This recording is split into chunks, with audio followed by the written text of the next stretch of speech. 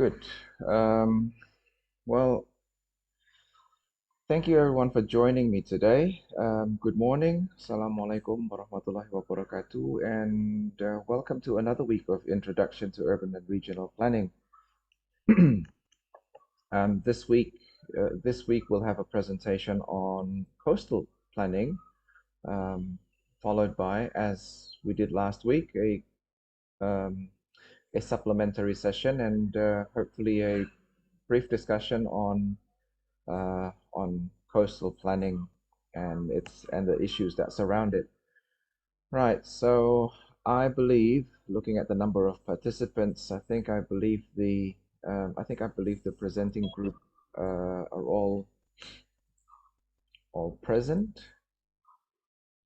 Can you let me know if everyone is here from the presenting group?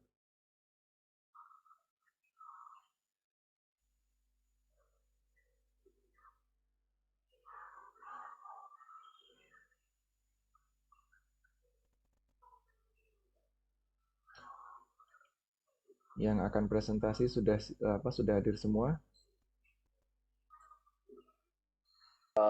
Wait, sir, my friend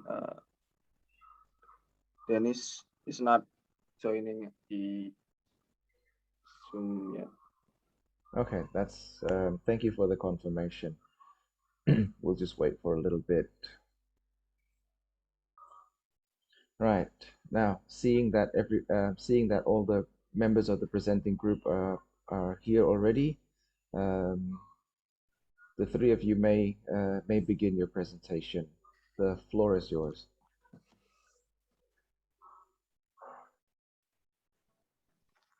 Dennis,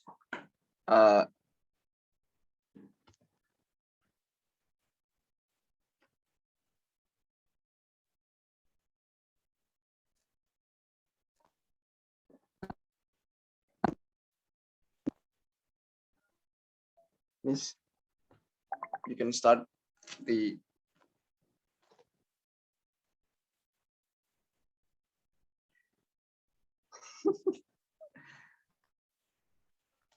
I think there is a problem with Dennis mic. That's okay. Someone else from the group can take over. Okay, I'll take over. Assalamualaikum warahmatullahi wabarakatuh. Waalaikumsalam warahmatullahi wabarakatuh. Good morning, everyone. We are from Group 3. My name is Ananjulio Sulaiman. We are here with our member, that is Muhammad Andika and also Muhammad Dennis Al-Haki. Today we're gonna presenting about coastal planning.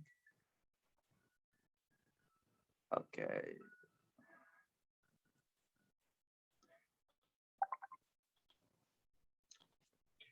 The subject is, first we're gonna talk about the concept of coastal planning, and we'll also talk about the issues of the coastal planning. The coastal planning concept divided by three: definition, importance, and history. So what is coastal zone? Coastal zone is, according to Ketchum, 1972, stated that the coast may be thought of as the area that shows a connection between land and ocean. Furthermore, ecologically, Ketchum defines a coastal area as the band of dry land and adjacent ocean space, water, and submerged land, in which terrestrial process and land uses directly affect oceanic process and uses, and vice versa. In other words, coastal zone is a dynamic area with influence of land on the ocean or vice versa. The process of interlinkage between land and sea areas is a source of dynamic full of challenge. Oh, what is coastal planning? According to EPCC 1994, integrated coastal zone management is a brand science, not only in Indonesia, but also at the world level. Then emerged several terms related to the management of coastal and marine areas, such as coastal management, integrated coastal management, integrated coastal area management, integrated coastal and river basin management, integrated coastal zone planning and management, and so on. So in short, coastal and marine spatial planning is simply a process planners will use to make better decisions without ocean use. Without CMCP, it can be challenging for planners to make decisions about ocean use, where to put drilling rigs, where to focus fishing activity, etc.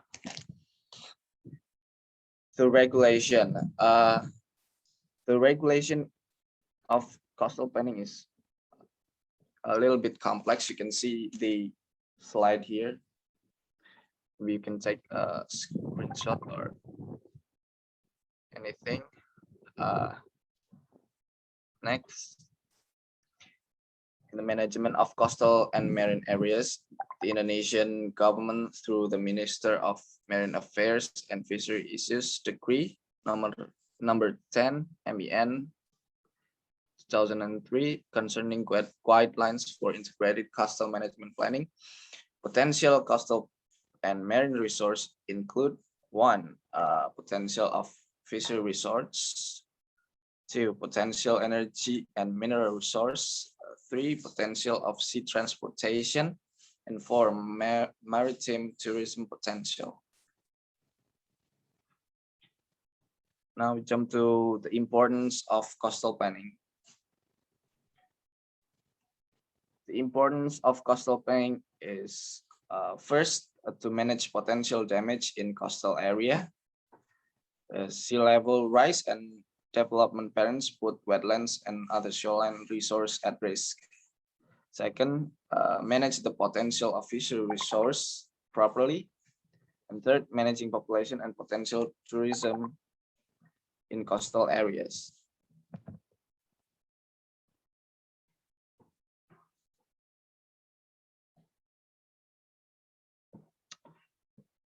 The history of coastal planning. The history of coastal planning start in Middle Age. Attack from the sea caused many coastal towns and harbors to be abandoned. Other harbors were lost due to natural causes such as rapid silting, shoreline advance or retreat, etc. The Venetian Lagoon was one of the few populated coastal areas with continuous prosperity and development, where written reports document the evolution of coastal protection works. In other words, this is one of the first accounts of the use of a seawall to protect a coastal settlement. This is the example of Middle Ages coastal cities. We can see this is Bristol in 1568. There's a sea walls too in there, and then Constantinople at 1453. Next is the modern ages. Little improvement took place beyond the Roman approach to harbor construction after Renaissance. Then in the early 19th century, the advent of the steam engine and the search for new lands and trade routes, the expansion of the British Empire through her colonies and other influences all contributed to the revitalization of sea trade and a renewed interest in port works. This is the example of modern ages coastal cities. There's Oostende, Belgium, 97, and Eemshaven Harbor or Teluk Bayur at 90s. You can see a railway in the Teluk Bayur Harbor there. It's a railway to a train that use a steam engine. The last is 21st century. Prior to 90s, the general practice was to use hard structure to protect against beach erosion and or storm damage. These structures include seawalls and revetments or sand trapping structures such as drones. During the 20s and 30s, private or local community interests protected many coastal areas using these techniques on an ad hoc basis. In certain resort areas, structure proliferated to such an extent that the protection impeded recreational uses. Erosion continued, but the structures remained, resulting in a loss of beach areas. The obtrusiveness and cost of these structures led in the late 40s and early 50s to a more dynamic approach. Okay, this is the example of 21st century coastal cities. We can see Sydney, Australia, and Castellón, Spain, with a complex dynamic there. The next, maybe Dennis, the mic is already okay. Do you want to present it or not, Dennis?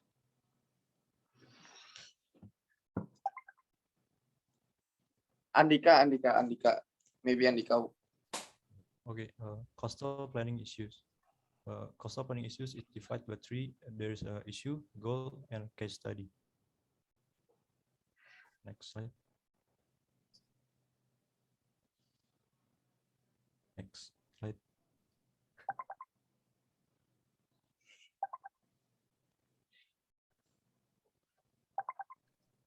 Issues with coastal planning.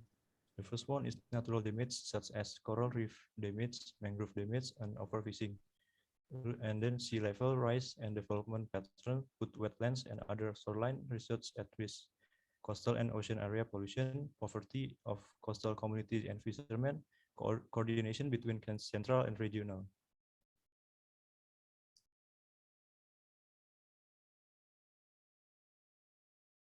Goals of coastal planning. Support sustainable, safe, and secure, efficient, and produce use of the ocean, protect, maintain, and restore ocean resources, and ensure resilient ecosystem, provide for a maintain public access to the ocean and coast, promote compatibility among ocean users, and reduce conflicts, improve regulatory decision making, increase certainty and predictability in planning for and investing in ocean uses, and enhance interagency, intergovernmental, and intercontinental communication and collaboration. Case study: ecological aspect of coastal and marine pollution control.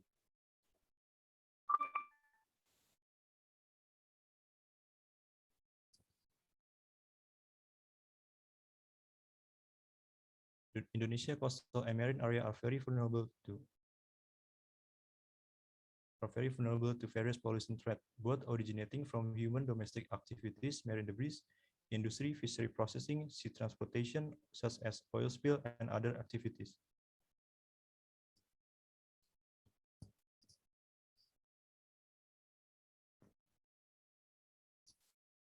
Activities that have the potential to cause abrasion include stockpiling or reclamation of beaches and uncontrolled extraction of sea sand. Likewise, the amount of waste that has reached an alarming stage, thus disturbing the aesthetic and smooth flow of sea transportation because a lot of garbage is stuck in the ship propeller.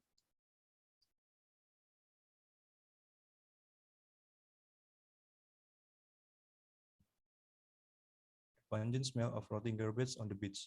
In addition to the above, the activities of coastal area are very complex, so that they are prone to conflicts of interest.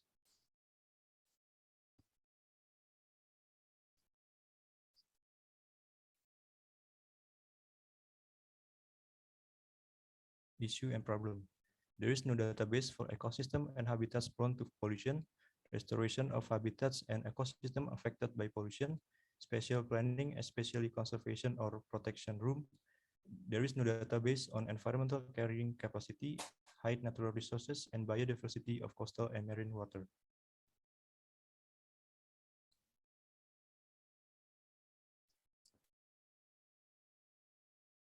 The solution is the government, assisted by expert, must develop a database of ecosystem and habitat prone to pollution and a database of environmental carrying capacity by conducting research.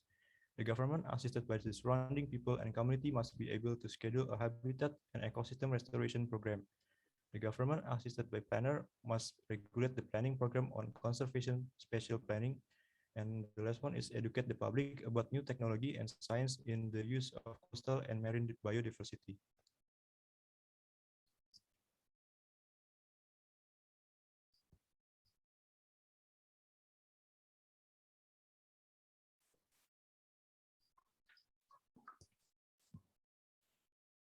Okay, this is the reference. And thank you so much for your attention. If there are questions, please raise your hand. Okay, well done, boys, and thank you very much for that quite comprehensive presentation. And I welcome anyone who might want to ask a question or perhaps comment on the group's presentation. I have a question myself. I'm going to put it on inside the chat box because um, I'm worried that because I think I still have a little bit of mic issues as well. So but please, while I type, if anyone has any questions, you can raise your hand or unmute yourself directly.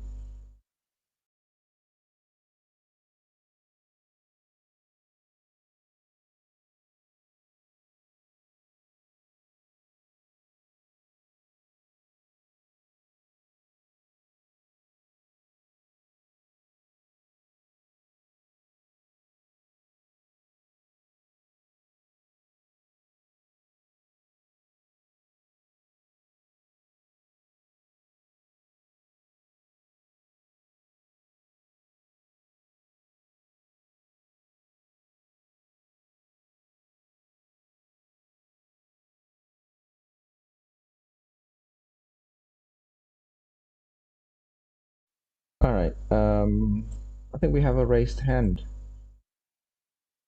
Go ahead. Yes, sir. I have questions for group 3. How to prevent natural disasters around coastal areas? What is your opinion, guys, about how to prevent natural disaster like that, such as tsunami or something? Thank you. Thank you very much. How to prevent natural disasters in. That was the question.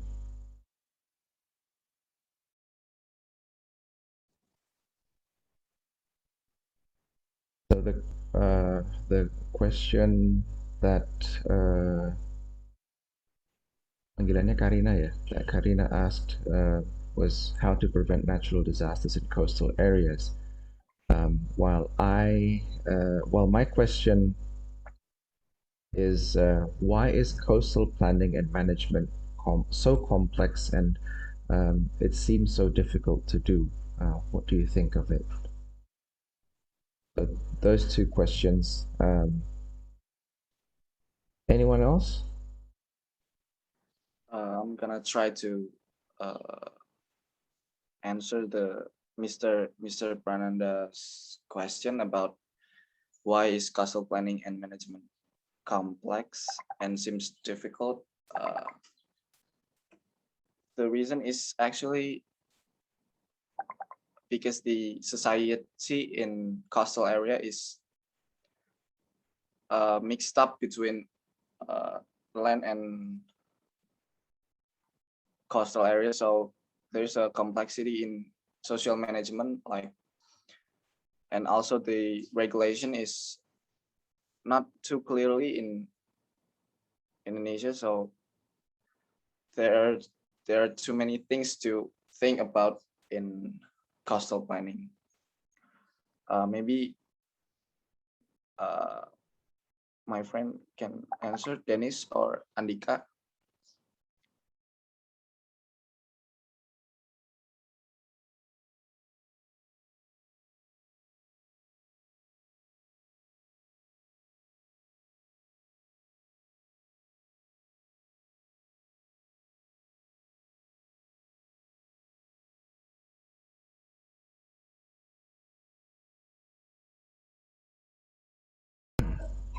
Okay, thank you very much for your response, Anand, and everyone else in the group. So yes, it. I'll touch on that in my. I'll touch on that in the lecture that I'll give shortly. Why coastal planning and coastal management is quite complex and seemingly difficult. Now, let's move on to the next question on how to prevent natural disasters in coastal areas. We also have another question about how can we solve or what are the solutions to coastal area issues.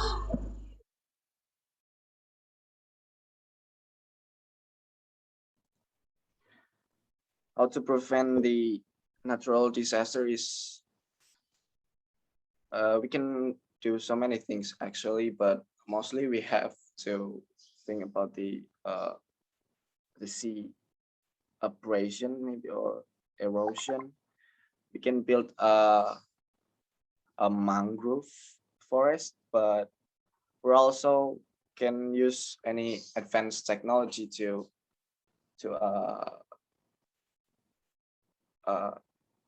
masalah khusus, maybe it's like earthquake or tsunami. Maybe there's another advanced technology to prevent that. So it's actually what prevention we can take is depends on what the problem itself is, like coastal area problem like fishing, or we can see the regulation also too. And yeah, it's actually depends on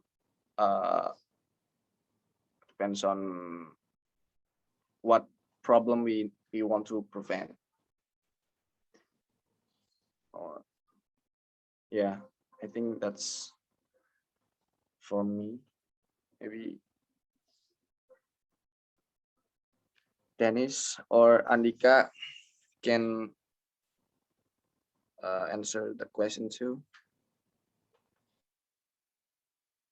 And can I remind you that if you don't feel confident in speaking in speaking at the moment, then you can also type your response to support your to support Anand's response to the question, Anand's answer to the question. Yeah, good. A little. I'd like to add a few points on natural disasters in coastal areas, as I myself dabble in natural disasters and disaster management. The truth is that we oftentimes we can't prevent natural disasters from happening. Natural let's not call it disasters for now. Natural hazards. Natural hazards are a part of the natural processes that our ecosystem, our planet, goes through. So we can't really prevent natural hazards from happening, but we can anticipate them, and we can adapt to them, and we can plan for for future hazards to happen. Now, why do I avoid the term natural disasters? It's because natural hazards become a disaster only if and when human lives and property damage, especially, come into play. So, as long as those natural hazards, be it tsunamis, be it bushfires or wildfires or earthquakes or landslides, as long as they don't cause harm to anyone, to human settlements, we don't call them disasters. But once once human lives and property is involved, then yeah, then they become disasters. And so we have to plan. We have to think. We have to think in advance. We have to plan in advance. How can we anticipate? How can we anticipate these hazards? Whether it be through engineering, or whether it be through hard engineering, or perhaps even the softer side of engineering, or say, for example, through social engineering, such as community empowerment and the like, and building community resilience and such.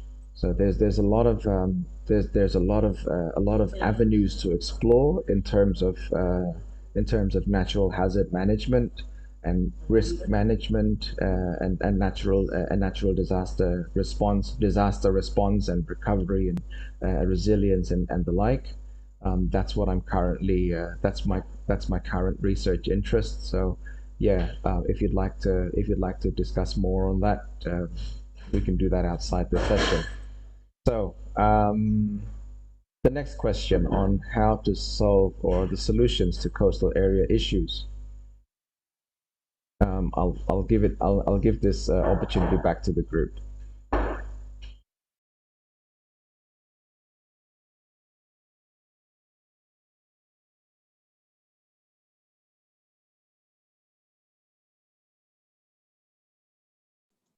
Yeah, the solution and the prevention, for me, is same. It's all depends on what the problem itself. So the implementation is actually depends on what the problem itself, because the coastal problem seems like a little bit complex, and as stated with from Mr. Prananda, that coastal hazard is need to be harus dipikirkan kembali, like because it's yeah, complex. And Gak apa-apa, pakai bahasa campuran aja nggak apa-apa. the memory is silent, so I don't know.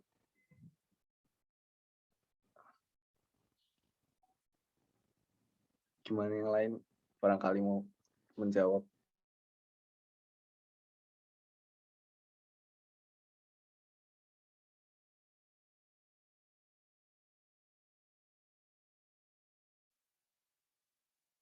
Yeah, the solution that the group have presented is by all means not a comprehensive solution. I mean, if we were to list, kalau mau didaftar solusinya, if we were to list all the solutions to all the problems in that hamper coastal areas, then the list would be very, very extensive.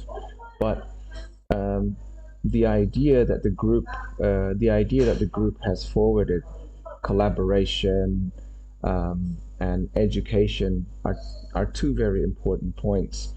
I'll add a few other points as well to that a little later on. We have another question It seems that a lot of us are are experiencing connection instability at the moment. But as sea levels rise due to global warming, what do you think is the solution to Jakarta's problem? I know a few weeks ago, President Joe Biden said that Jakarta is going to sink or drown. So, what do you think can be done or should be done to anticipate sea level rise? Okay, I will answer. To make I have a news that conspiracy that Jakarta will fall down or tenggelam. I have some solution to prevent it. We will make the I will make the drainage, yeah, to make like the system in the whole land and make a campaign for restoration programs with the mangrove. Yeah. Okay, I think that's it all. Thank you very much. Any other comments on that? It doesn't have to be from the group. Nggak harus dari grup yang presentasi. Anyone can add their comments. This is a free discussion session. Maybe the regulation too, because the reason behind Jakarta sinking is the penurunan level tanah. So maybe we should stop building something on Jakarta, because itu akan semakin menekan tanahnya ke bawah. So maybe the regulation should needed to lebih mengatur tentang pembangunan di Jakarta, like something like that, maybe.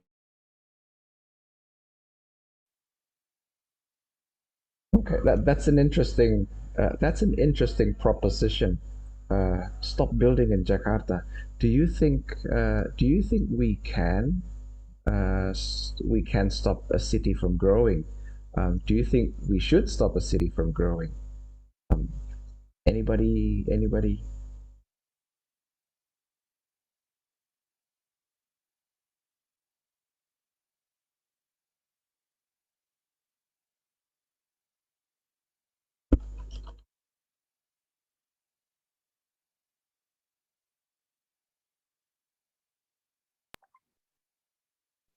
I think growing is a city is not always like building something new. We can restore something that is already there, and maybe that's why ada ibu kota baru di Kalimantan, maybe untuk mengurangi kepadatan penduduk di sana. So there's the pembangunan gedung-gedung baru pun like lebih menurun. Maybe that's kind of solution of the Jakarta's drowning solution. Okay. The answer is as I have expected. We're all familiar. I'm sure you're all familiar with the concept of 3R: reduce, reuse, recycle, and this is a widely used term in waste management. But we can also consider using this term in implementing it in the way we build and the way we build and accommodate our cities' growth, not just Jakarta but also other cities as well. Reduce the amount of physical growth. We're talking about physical growth here. Reduce the amount of physical growth. Reuse or repurpose, revitalize old buildings. Yes, there you go. Revitalize and maintain what is there in the city, and then recycle. I think revitalize, recycle, reuse, and recycle. They're pretty much the same. I don't know how much of a building we can actually recycle, but I think we can adapt. Retrofit. We can adapt and retrofit buildings to accommodate future needs. I think we have all seen old buildings that have been converted to other functions as well. I think that's a good point for us to discuss in our next session. So yes, thank you for confirming that a city's growth and development should not stop, but we should be more careful, and we should think about building, and we should think about building, planning and building smarter. Right. Any more additional comments? I think any additional comments or questions? Yes, Indira.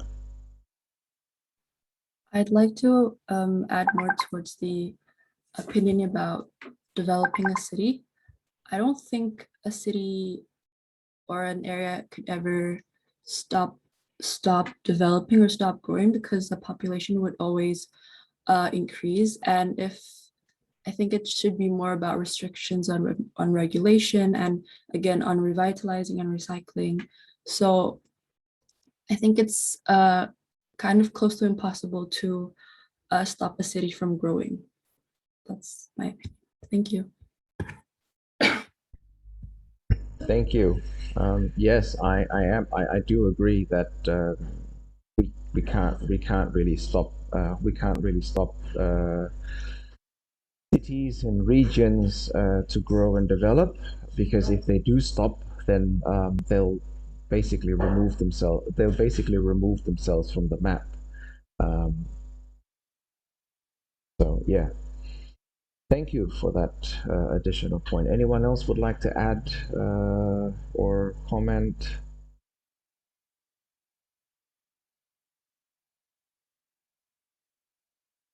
Okay, if not, then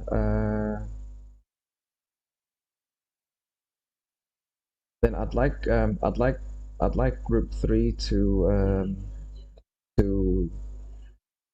end to close their presentations, their presentation. Sorry.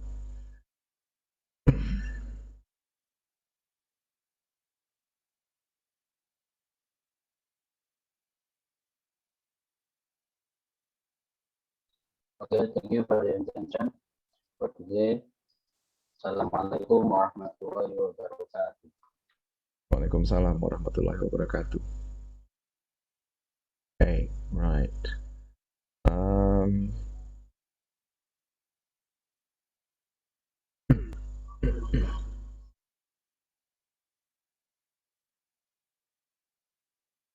Okay, you should be able to see my screen now. I think there are some quite interesting notes. Quite interesting notes in the chat box. I should save the chat for our future reference, which is saving a chat is something I don't normally do actually, but yeah, this is worth saving. Right. For those of you who may have who joined in late, please don't forget to mark your attendance. And I'd like to build on what the group have just delivered. Three points that I need to address, that I'd like to address, is that there are a few aspects that we should consider when we talk about coastal planning, and then our local context, of course, and some I'd like to say useful tips or keys to success keys to successful coastal planning and management. So there is no doubt that we have that our coastal and marine areas are rich with a variety of natural resources. The natural resources, whether it be fisheries and other resources, is in their abundance right there. So we can divide these natural resources into two large groups: renewable and non-resources, such as fisheries, fisheries for fishing and aquaculture. We can regenerate the fish population. We can restore the fish population, and as long as we can maintain the balance of the fish population and other species, as long as we extract them responsibly. We also have mangroves, coral reefs, in these renewable resources, and these mangroves, coral reefs, they serve a heck of a lot of functions, and they do bring benefits to us, whether it's through their role in the ecosystem, or perhaps other functions or other benefits that we haven't really thought of yet. For example, I never knew that there were mangrove fruits that you can turn to, I don't know, that you can consume as a drink or in any other form. So the first time I visited Surabaya's mangroves, I came across mangrove juice. So you learn something new every day. And then we also have non-renewable sources: petroleum, gas and minerals, and other mining materials. Most of these are not coastal resources per se. But they're a part of the marine resources. We do have a lot of offshore drilling activities going on. So, in addition to providing these two resources, our coastal areas also serve various other functions, such as transportation and ports. Some industrial estates are situated near the coastal areas. Other functions like agribusiness, or some form of agriculture and agro industry, perhaps even environmental services, recreation and tourism, residential areas, and unfortunately, some people treat coastal areas as waste dumps. That's where they dump their waste, unfortunately, which is something. These various functions add to the complexity of managing and planning our coastal areas, and there are two general issues regarding or hampering coastal planning and development. On these two issues, internal and external issues. So the internal issues, there are only 4 points there are 4 points in the internal issues. So low levels of resource utilization, technology and business management. Most of the and point the first point and the second point in the internal issues are highly interrelated. The low level of technology low levels of technology use and technology use among coastal communities is due to their traditional business approach, and can also be due to their limited capital. Limited capital because of poverty. So actually, these 4 points are these 4 points are very interrelated. Most of the communities that live that identify themselves as coastal communities, they live in poverty, and because of that, their settlements are most likely underdeveloped, because they have very low access to resources and access to technology, and because of that, their business approach is very traditional and very subsistence oriented, in the sense that they um, they fish and they conduct their activities just to be able to survive on a day-to-day basis. So that's I think in internal issues wise, I reckon these 4 points are the biggest issues that we need to address now and in the future.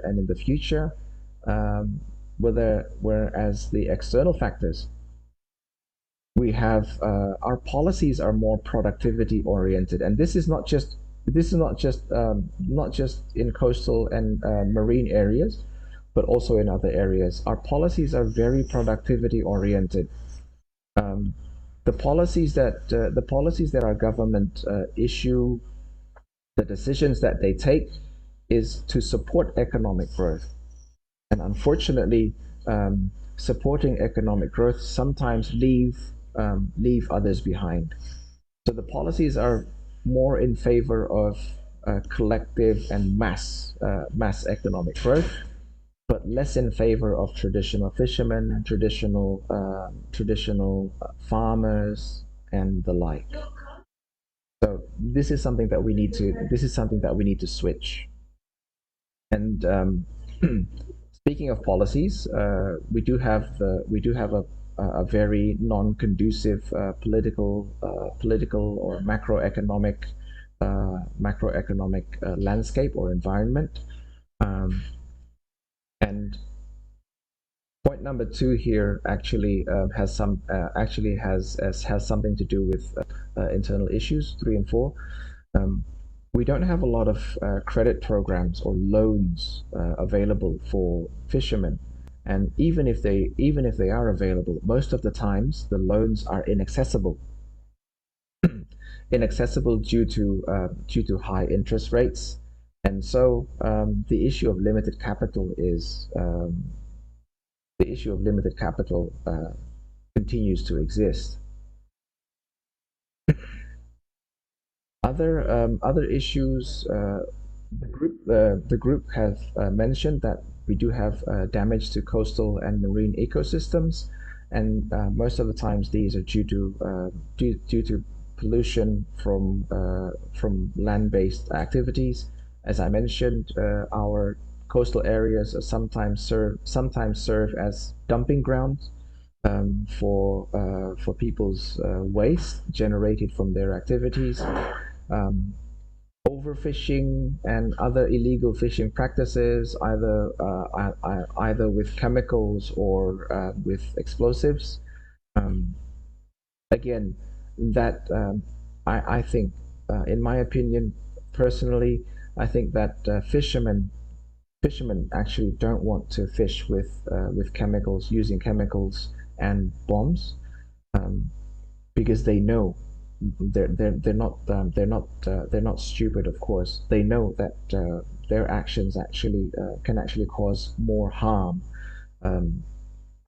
to the environment, and can affect the sustainability of the coastal ecosystem. But they most of the times they have no choice, and they have no choice because of the absence of and the like. So Other external issues, inadequate legal and institutional systems, accompanied by weak implementation and low work ethos, and unfortunately, we still have in some areas. I know in some areas we still have corruption-laden bureaucracy. This is not to say that all. This is not to say that in general our government and the system is corrupt. No, some areas are better than others in terms of corruption and nepotism and such. But we still have that issue. And of course, the other issue is that we have it oriented, who are profit oriented, and they don't really serve in the best of interest for fishermen and other trades. So yeah, point number five. If I simplify it, is the middlemen that are involved in the fishery trade. Sistem tengkulak. That if we allow direct consumer access to local traditional fishermen, that would benefit them more than the way we conduct things at the moment. Fishermen fish, and then they sell their catch to auction houses, tempat pelelangan ikan. And the problem with that is then the prices double and triple when it reaches the consumer, and it doesn't really do much. It doesn't really benefit the fishermen very much. So that's the sort of thing that we need to work on as well. Other external issues is that we do have, unfortunately, we still have a low awareness of the importance and strategic value of integrated coastal management and marine resources for the progress and prosperity, not specific for fishing communities. I think when we talk about resource management, sometimes we need to detach ourselves from the collective good, from the so-called greater good, or this is for the nation, this is for the country. It's not going to do the country very much good if the people who are actually involved in the process do not benefit directly, so to say. That's why I think a couple of weeks ago I said anytime you're involved in a developmental activity, this is planning for development, you need to ask yourselves, development for who? If they say for the nation, then most of the time it's not going to be in the favor of the little people. So what should we do, considering all the issues that Group 3 have mentioned and the issues that I've just mentioned? Well, the solution to all those issues, I'm going to oversimplify, but hopefully this oversimplification would allow you to expand and elaborate further. So there are 3 keys to coastal management and coastal planning success, I believe. First is cross-sector collaboration, and then inter-regional collaboration, and then cooperation between all actors and all stakeholders that are involved in coastal development and planning. First of all, cross-sector collaboration. We need to remember that in coastal areas, it's not just the fisheries. It's not just the fishery sector that plays a big role. It's not all about fishing. but other sectors also have a big role because because of their interrelation. For example, the industrial sector and services may become the industrial and services sector may become sectors that have a major contribution in the development of productive business among the coastal communities. So, if done correctly, I believe that would significantly boost the economy of coastal communities. Now, issues regarding environmental sustainability is also inseparable from the participation and the continual involvement of the industrial sector, where industrial waste is usually dumped into the waters. So the industrial sector can potentially boost the local economy. However, they also need to think about where they're going to dump their waste. So hopefully not in the waters.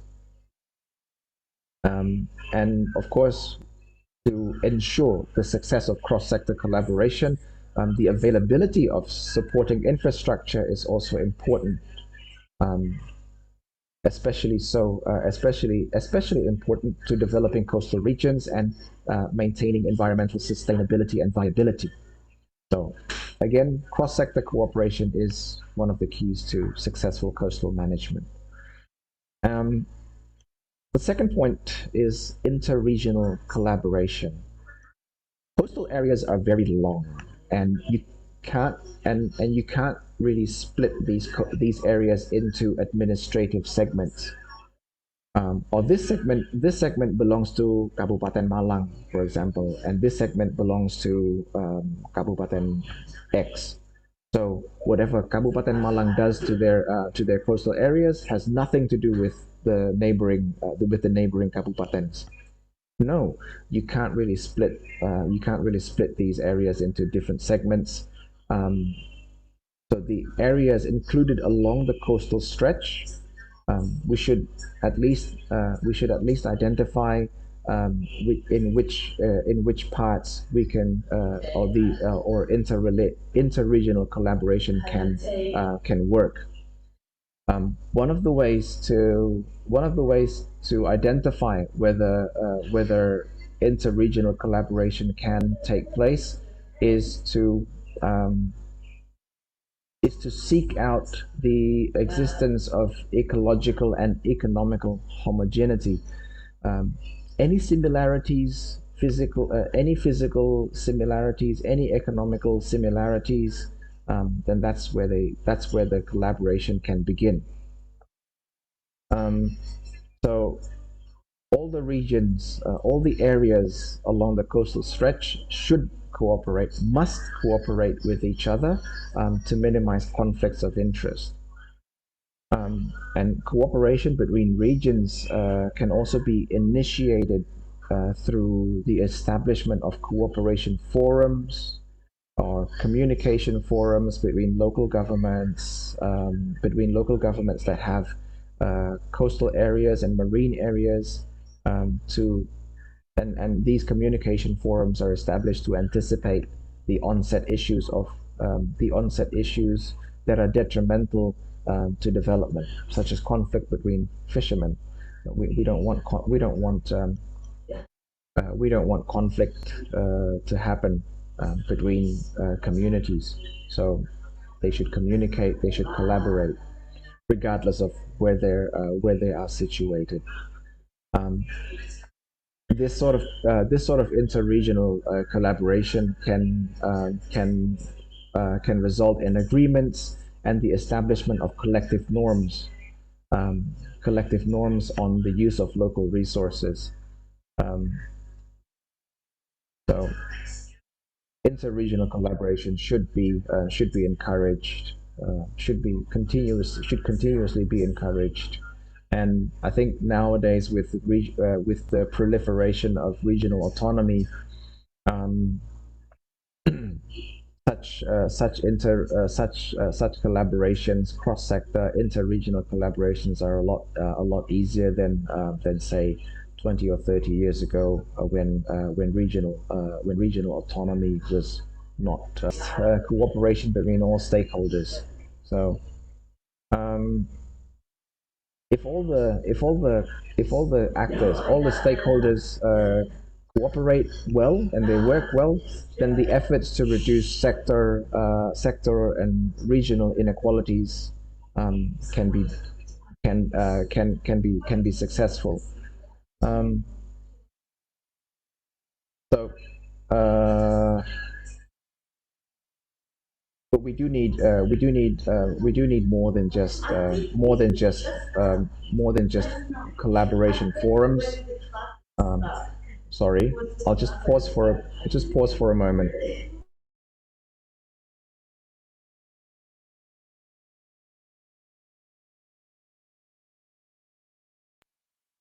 Sorry, it's getting a bit loud. It's getting a bit loud at home, so I'm having trouble to think.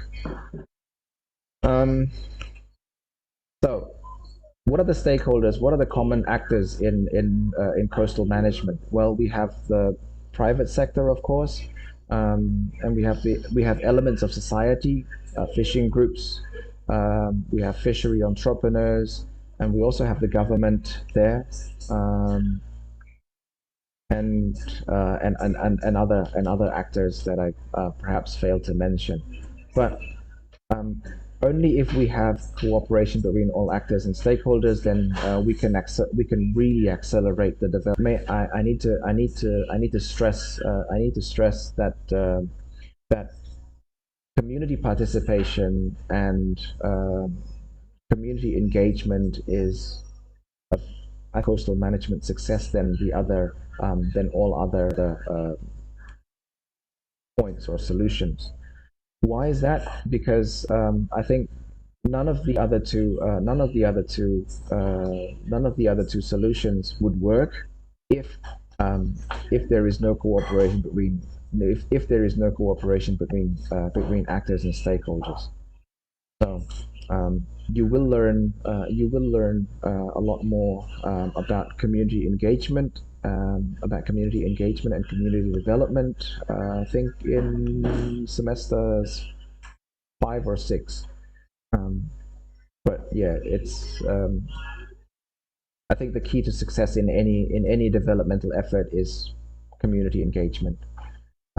If we leave development in the hands of unempowered community, then I'm sure that any kind of development would be successful. But if we leave development to greedy policymakers, then we're not really going to go anywhere. So I have added several supplementary resources in the week 5 reference folder. I've put up a couple of regulations there as well.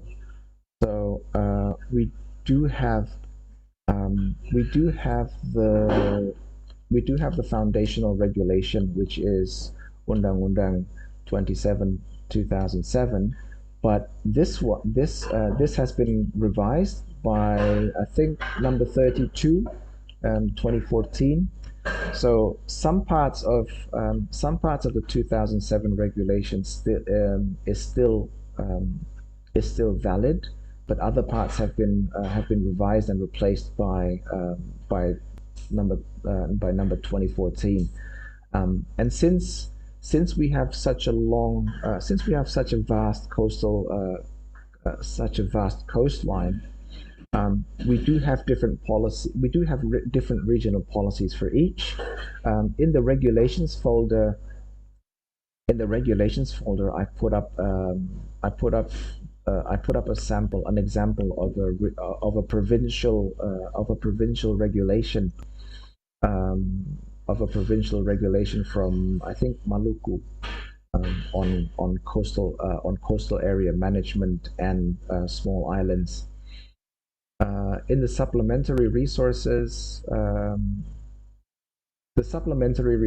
that I provided, I think, are mostly, if not all, if I remember correctly, I think all of them are in. I think all of them are in Indonesian. So yay, it's easier to should be easier for everyone to understand.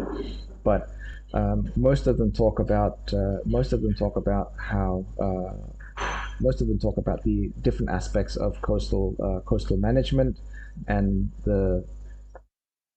also I think a couple of them talk about community empowerment in coastal areas.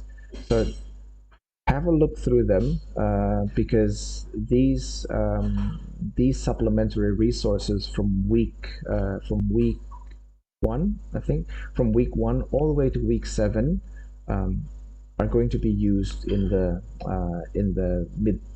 mid semester exam in week 8. So have a read through them. Make sure you have a read through them because you never know what's going to pop up from there. Right. That's all from me. But I'd like to give you the opportunity to comment and ask questions regarding coastal planning or coastal management, for that matter. Anyone?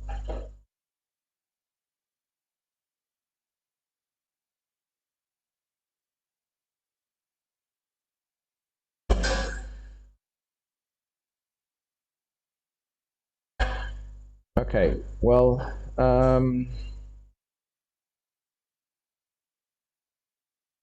This, to be honest, this session, the presentation and the discussion session went very well, went surprisingly well today, despite this the technical difficulties that people seem to be having. I know some of you are dropping in and out. Hopefully you can access this session's recording afterwards, so that you can catch up on things, on the presentations and the discussions. And yeah, thank you everyone for joining me this morning, and thank you again very much for the presentation and the very constructive discussions. And I look forward to meeting everyone next week, where we talk about planning processes. Right. Have a great day, everyone. Stay safe and stay healthy. Good morning. Assalamualaikum warahmatullahi wabarakatuh.